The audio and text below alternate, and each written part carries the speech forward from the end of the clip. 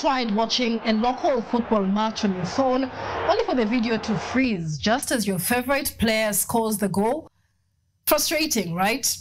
Now imagine being able to stream that same match without a hitch, even from the remotest village. Enter satellite internet, the knight in shining armor, riding in on a wave of tech innovation to rescue us from our connectivity wars.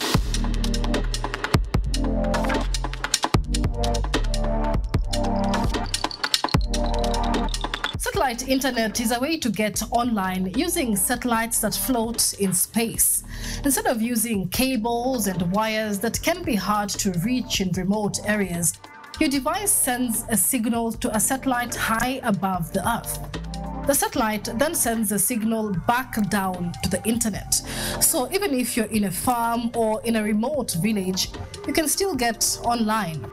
Now this makes it easier for people of all kinds and in all kinds of places to connect and access the internet. There's still uncovered areas in the country. So you have rural areas that probably are not covered fully. You have remote areas that needs coverage, which potentially may not be as viable.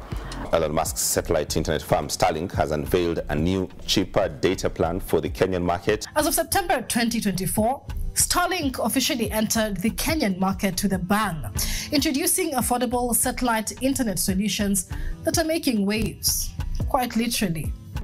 The boy is here.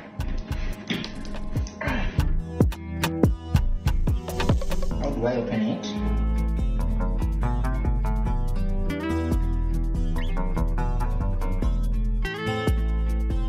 The demand for satellite internet in Kenya is soaring, with adoption spiking 64% recently, largely thanks to Starlink's competitive pricing and speeds reaching up to 100 Mbps.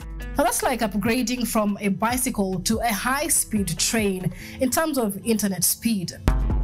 Historically, Kenya's internet landscape has been dominated by fiber and mobile data, often leaving remote areas in the dust. With the challenges of laying fiber cables in rural areas, satellite internet swoops in like a superhero, providing a way to connect without needing to dig up roads or climb mountains. So who are the main players?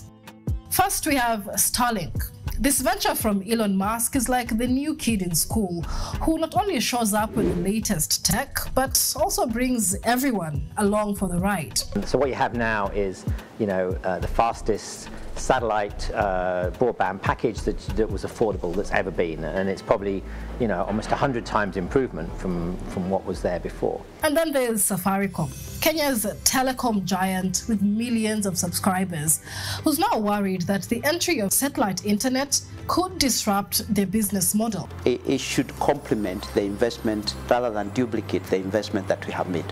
You get what I mean? To the extent that we have places that are not covered, we should partner in the future with an appropriate provider, including Starlink. And there is the government, stuck in the middle, wanting to promote innovation while figuring out how to regulate this fast-paced market. This is the reason why we are discussing with Parliament how we are going to create the legal environment and the legal infrastructure to support our growth of this sector. This isn't just about streaming the latest reality show, although that's super important too.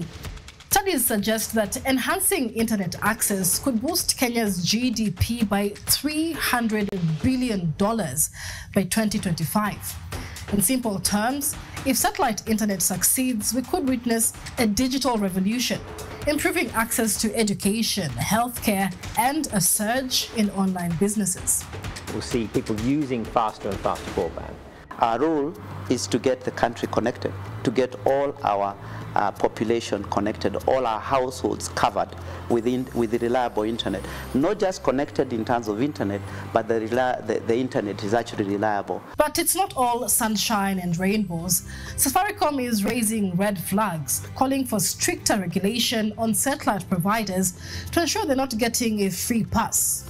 It's like arguing that the new kid in school shouldn't have the best lunch just because they can afford it. Why would anybody, Honorable Speaker, want to derail Kenyans from accessing such technology? simply because you have invested over the years in base stations. If you have been slow in advancing your technology with changing times in the world, Honorable Speaker, it is not the problem of Kenyans. You can imagine someone accessing a service without local regulation. What is the implication of that? For Safaricom, they are registered by CAK and they're regulated, right?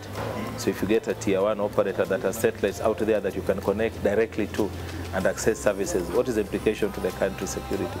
Aside from regulatory challenges, infrastructure limitations pose a challenge too. While satellite technology is fantastic, it isn't immune to weather interference. You see, when it rains, that thing, the internet, just disappears. Slight change of weather, it's already glitching. So if there are buildings, tall buildings and trees, then that interferes with the line of sight. That's why most of the time they're put in rooftops, where you get a clear line of sight. Consumer awareness is also a big issue. Many people still aren't fully aware of how satellite internet works. On the legal front, the government needs to figure out how to regulate satellite internet while keeping consumers safe.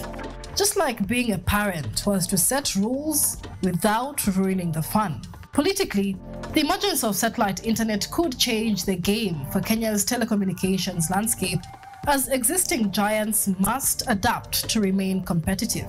In a nutshell, satellite internet isn't just about faster streaming, it's about transforming lives, businesses, and communities in Kenya. So whether you're an online entrepreneur, a student, or just someone who loves a good cat video, get ready for a whole new world of connectivity. The future is bright, just like that perfect selfie you can finally post without buffering.